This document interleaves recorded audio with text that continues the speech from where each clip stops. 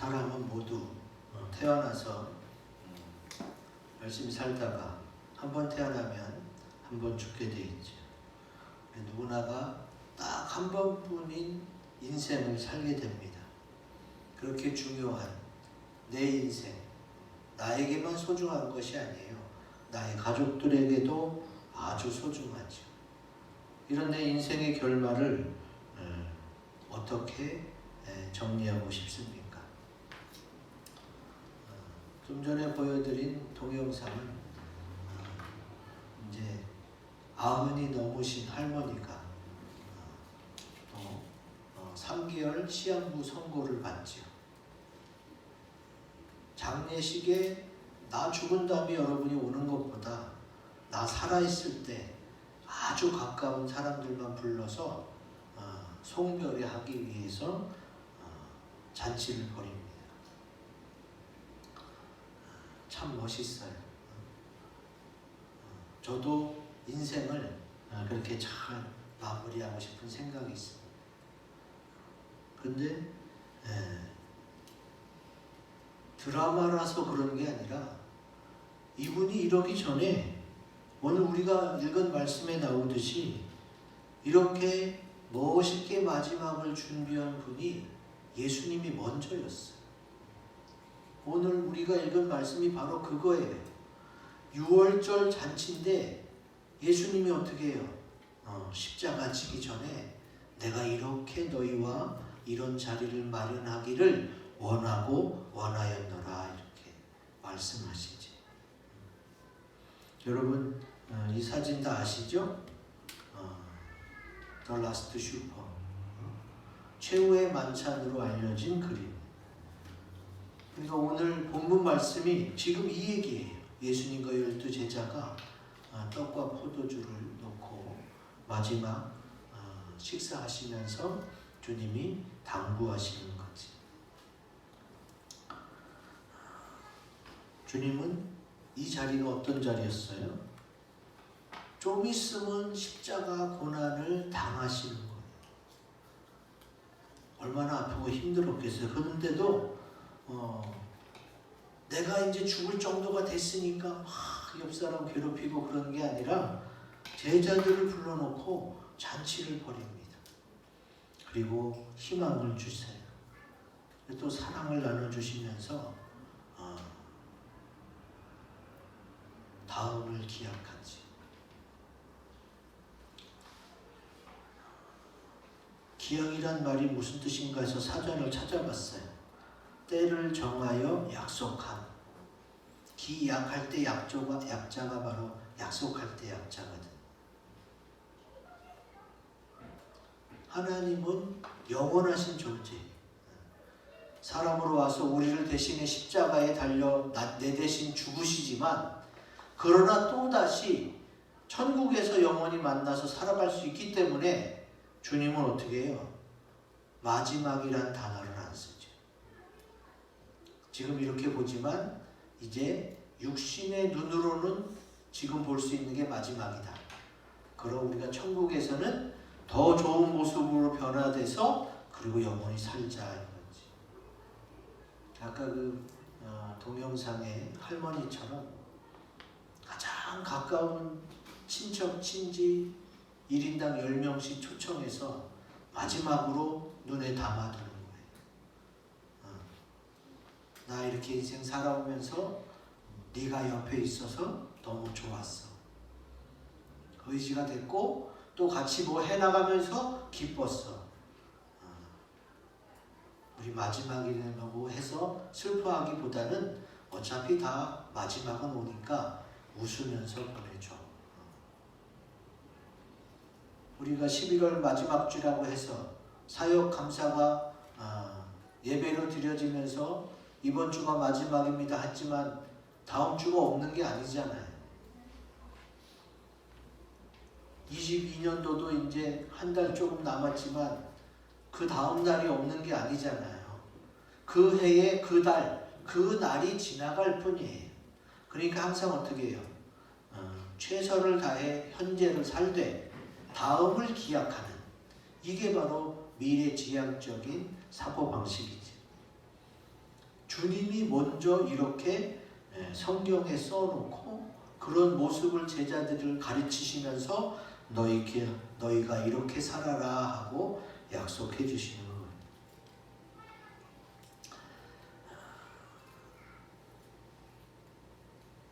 다음을 위한 기약을 통해서 더 새롭게 도약하고 또 주님이 주신 새로운 비전 속에 그 맡은 바 사역에 더 많은 열매를 맺으시기를 주의 이름으로 기원드립니다.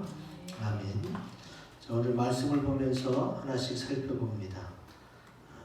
14절 15절 때가 이르매 예수께서 사도들과 함께 앉으사 이르시되 내가 고난을 받기 전에 너희와 함께 이 유월절 먹기를 원하고 원하였노라.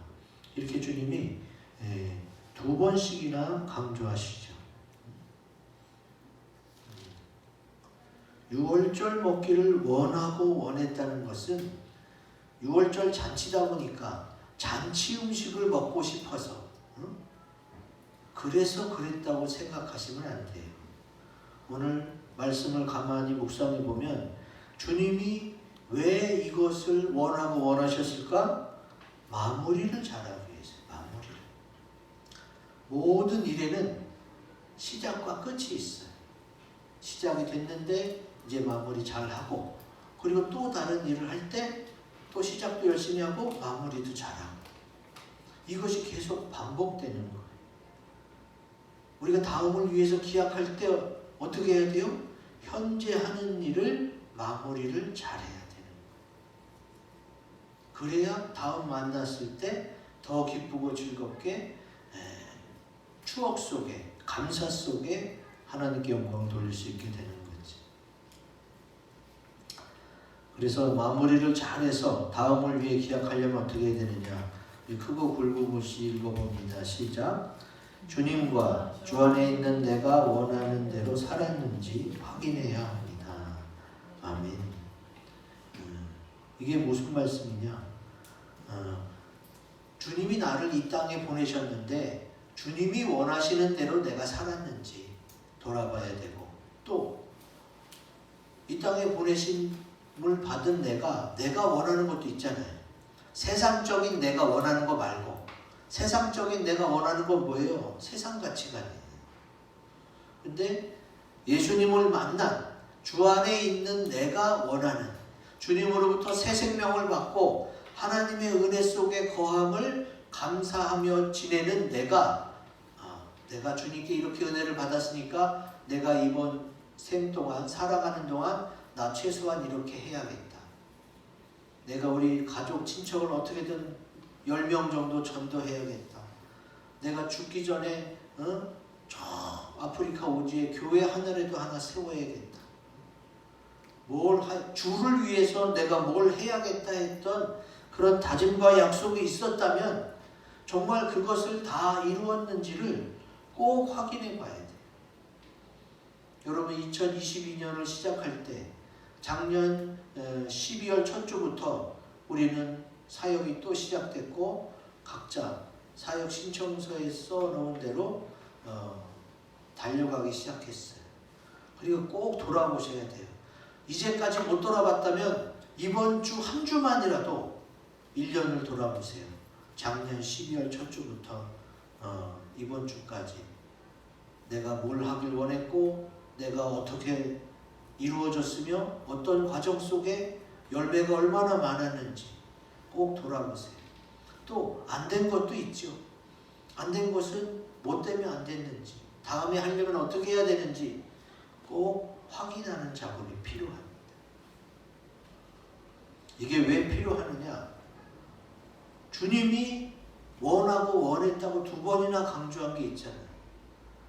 하나님이 내게 원하시는 게 있고 주 안에 있는 내가 예수님을 만난 내가 원하는 게 있기 때문에 그거를 얼마나 이루었는지를 확인해 봐야 되는 겁니다.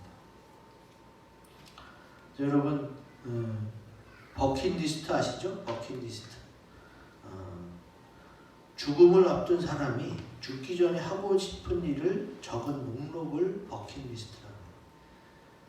이거 다 아실 텐데 꼭 죽기 전에 하기보다는 어차피 우리 모두는 이미 죽음이 예고되어 있어요. 언젠가는 죽어요.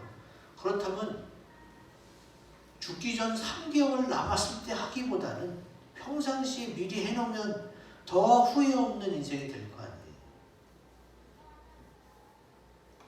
버킷리스트는 죽음을 앞둔 거지만 우리 믿는 자의 버킷리스트는 이제 영원한 천국에 갈 거기 때문에 사역으로 생각하세요. 하나님이 내게 또 하루를, 또 한 달, 또 1년을 주실 텐데 그럼 내가 어떻게 살아야지. 이게 훨씬 더 유익합니다. 죽기 전에 해보고 싶은 것보다 내가 주 안에 살아가면서 해보고 싶은 것을 확인하는 게 훨씬 더 좋아요. 그러면 만족도가 높을 거 아니에요. 내 인생이 너무너무 보람차고 기쁘고 즐거울 거 아니에요. 열매가 풍성한 인생일 수밖에 없습니다. 예수님은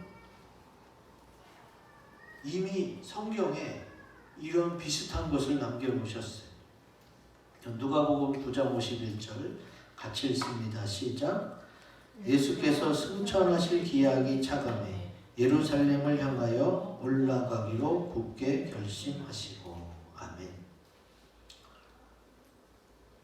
주님이 승천하실 기약을 기록해놨어요.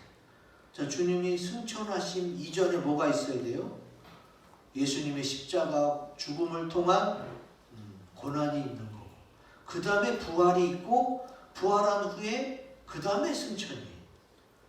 그런데 주님은 승천을 기록해놨어요.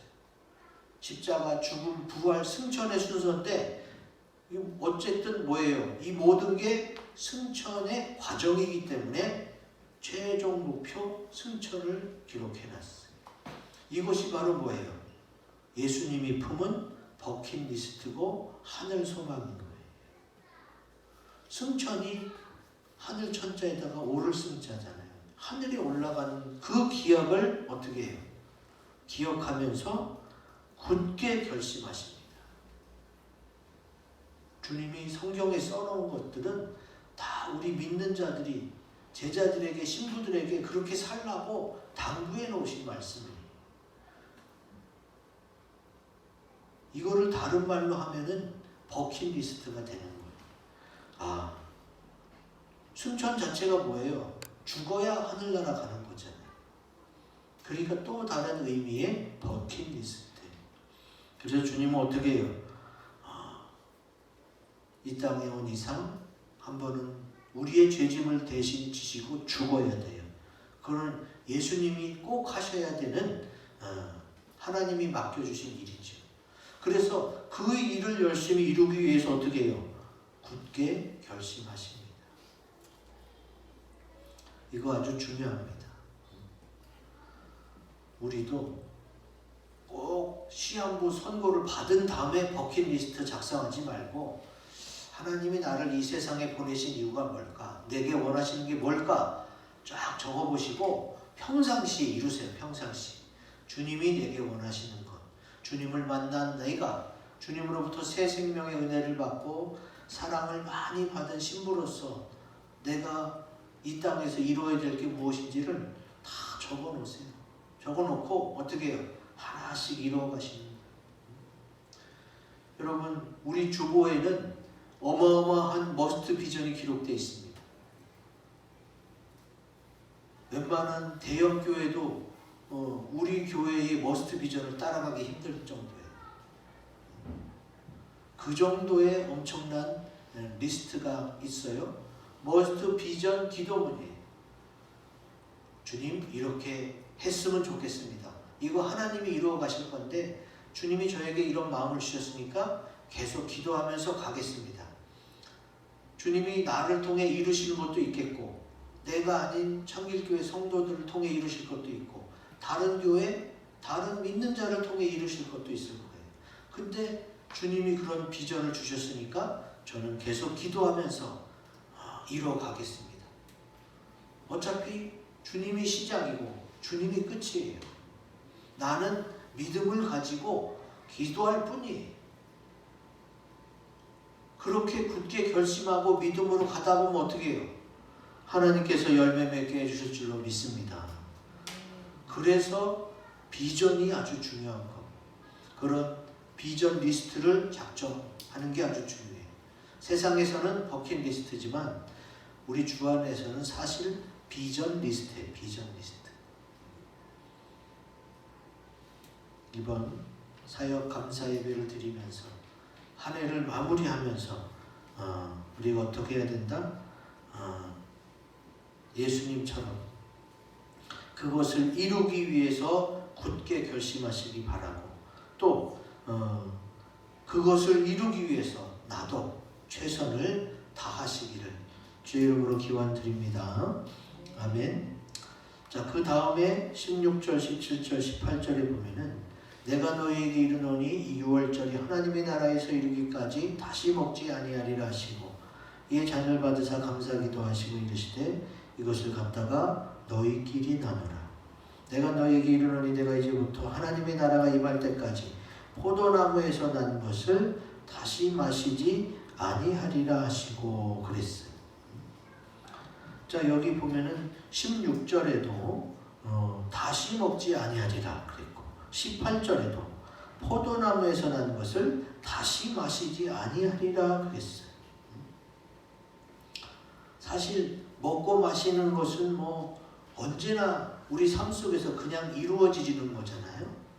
근데 여기서 16절, 18절에서 주님이 말씀하시는 다시 먹지 아니하리라 하는 것은 굉장히 결연한 의지예요. 지금 잔치잖아요. 이런 잔치, 먹고 마시고 즐기고 누리기 위한 그런 잔치는 안 하겠다는 거예요. 그럼 여기에 뭐가 들어가 있어요? 크고 굵은 것이 같이 읽어봅니다. 주님께서 마무리를 잘하기 위해서 다음을 기억하려면 어떻게 해야 되느냐? 시작! 주님의 희생과 사랑을 나누며 증거해야 합니다. 아멘. 주님께서 유월절 먹는 거, 또 포도나무에서 난 것을 다시 마시는 거 나 안 하겠다는 거예요.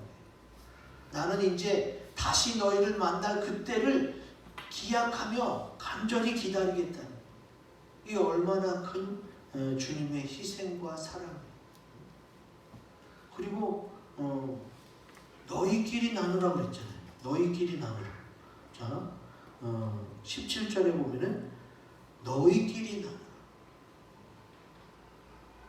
너희가 이 땅에서 사는 동안에 서로 붙잡아주고 믿음 세워주고 기도해주고 같이 사역하고 막 하면서 어떻게 해요?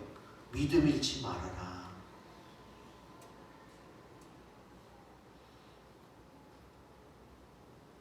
디모데전서 2장 6절 같이 읽습니다. 시작!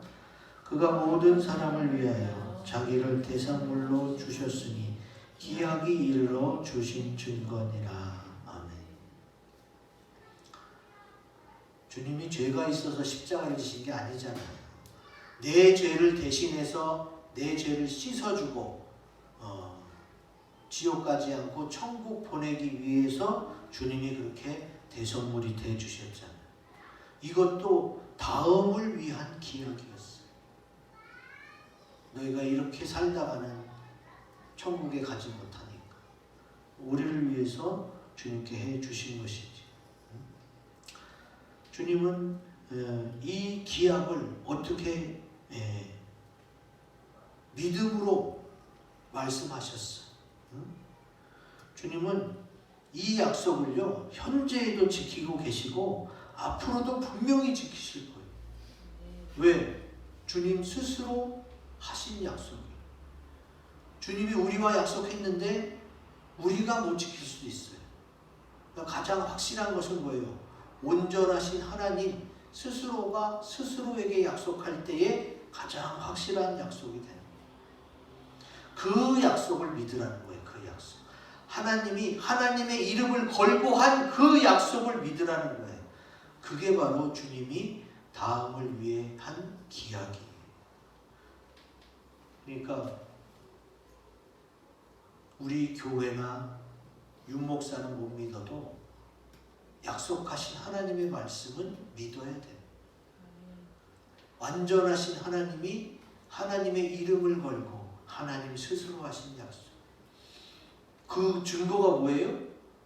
구약 때부터 말씀해 오신 희생양, 어린 양, 예수님을 실제로 주님께서 희생양으로 대속물로 주셨잖아요. 하나님의 이름을 걸고 하나님 스스로 약속하신 것을 직접 지켜주셨어요. 이거를 기억해야 돼요. 이 얼마나 큰 희생이며 사랑이며 또 베풀어 주신 은혜입니까? 에베소서에 이렇게 써 있어요. 같이 읽습니다. 시작. 서로 친절하게 하며 불쌍히 여기며 서로 용서하기를 하나님이 그리스도 안에서 너희를 용서하심과 같이 하라. 아멘. 이거를 쫙 줄이면 어떻게 해요? 너희끼리 나누라가 되는 거예요. 너희끼리 나누다를 쫙 펼치면 어떻게 돼요? 너희 서로 친절하게 하고 서로 불쌍하게 여기고 서로 용서하고 서로 어떻게 믿음을 붙잡아주고 중보기도 하고 하나님의 은혜와 사랑, 기쁨과 슬픔을 같이 나누고 주님 오실 때까지 그 기약을 믿고 그렇게 이겨내려는 거예요. 주님이 교회를 얼마나 사랑하시고 주님이 우리 믿는 자를 얼마나 사랑하시는지 그 한마디 한마디에서 다 깨달을 수가 있어요.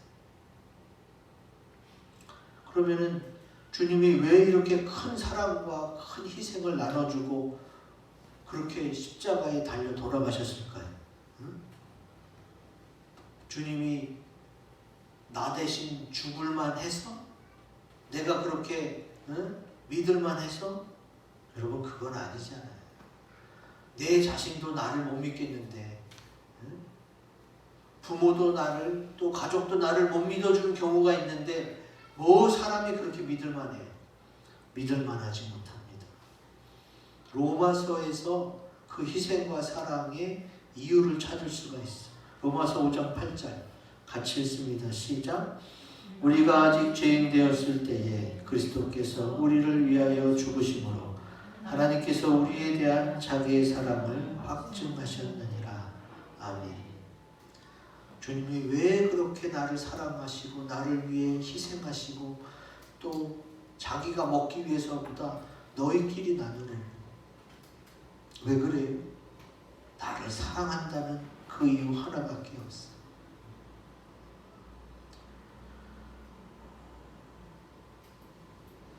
우리는 주님의 희생과 사랑을 잊지 않고 기억해서 부지런히 나누며 즐거워하시기를 주 이름으로 기원드립니다. 네. 아멘. 자, 그 다음에 19절 20절 또 떡을 가져 감사기도 하시고 떼어 그들에게 주시며 이르시되 이것은 너희를 위하여 주는 내 몸이라 너희가 이를 행하여 나를 기념하라 하시고 저녁 먹은 후에 잔도 그와 같이 하여 이르시되 이 잔은 내 피로 세운 새 언약이니 곧 너희를 위하여 붓는 것이라. 주님이 이렇게 19절 20절로 마무리하셨는데 19절에도 나오는 단어가 뭐예요? 너희를 위하여 라는 단어가 나오고 20절에도 너희를 위하여 라는 단어가 나와요. 지금 이 유월절 잔치가 한마디로 주님이 원하고 원했던 유월절 잔치가 뭐예요? 너희를 위한 잔치래요. 너희를 위한 잔치.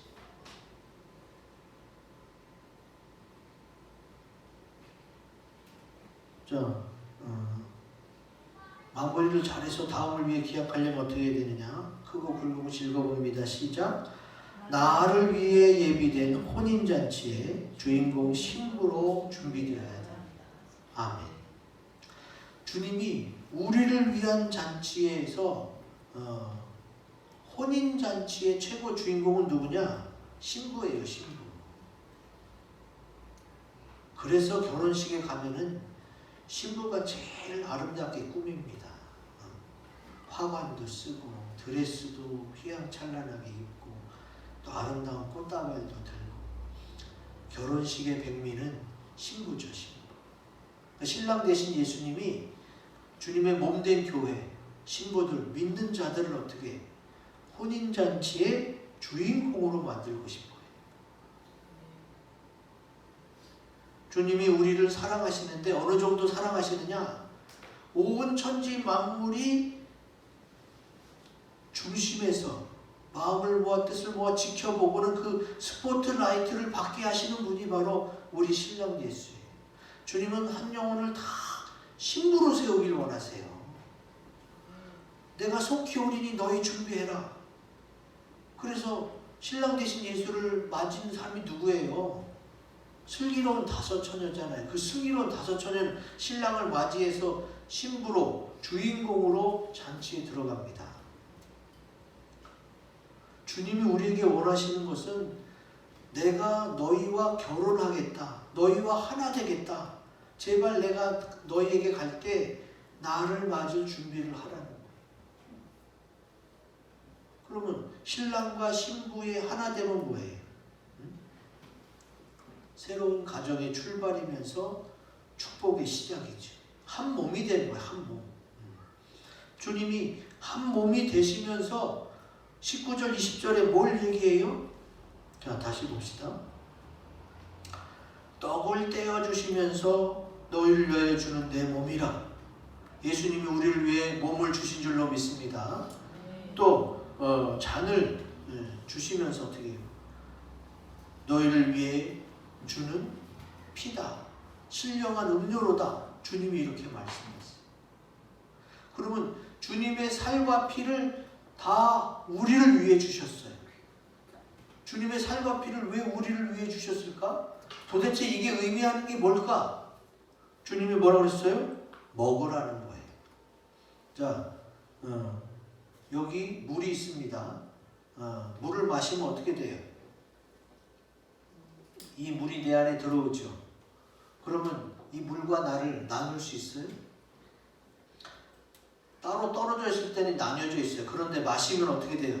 하나가 되는 거예요. 주님이 떡을 떼며 내 살을 먹고 포도주를 주며 내 피를 마셔라. 이거는 무슨 식인종의 행위를 하려는 게 아니에요. 먹고 마시면서 하나가 되잖아요. 하나가. 우리가 음식물을 왜 먹습니까? 그 음식물이 내 안에 들어가서 나를 살게 해주는 거예요. 계속해서 심장이 뛰고 영양분이 공급돼서 살아가게 하는 거예요. 그러니까 가지가 나무에 붙어 있어서 열매를 맺은 것 같이 하나 되는 것을 주님이 원하세요. 떡을 떼줌으로 떡을 먹고 피를 쏟아주심으로 또 그 피를 마신다는 게 흠칫한 게 아니라 무서운 게 아니라 주님의 보혈의 공로를 내가 힘입는 거예요. 주님의 피, 내 죄를 씻어주신 그 은혜를 내가 계속해서 받는 거예요. 공급받는 거예요. 주의 말씀을 계속 묵상하면서 내가 거기서부터 이 험한 세상을 살아나갈, 이겨낼 힘을 얻는 거예요. 그러면서 어떻게 돼요? 주님과 하나가 되는 거예요. 주님이 그 기약을 해주시는 거예요. 내가 너와 하나 되기를 원한다. 나의 사랑, 나의 신부야. 내가 곧 갈 테니까 너무 나 맞을 준비해라. 우리 서로 하나 되자.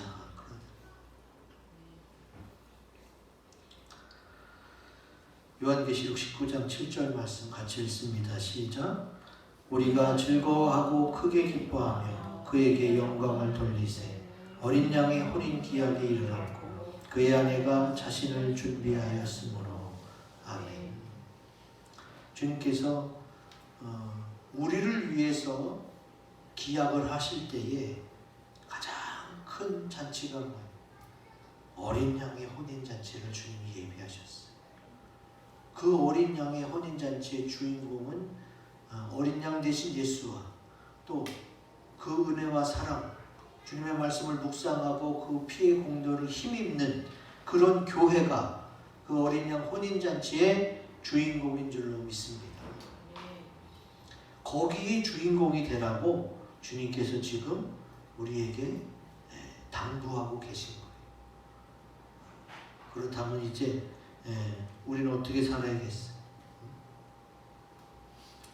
디모데전서 6장 15절 같이 읽습니다. 시작.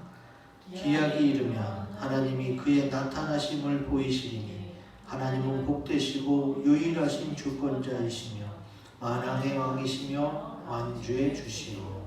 아멘. 주님이 그의 나타나심을 보이신다는 것은 재림을 의미해요.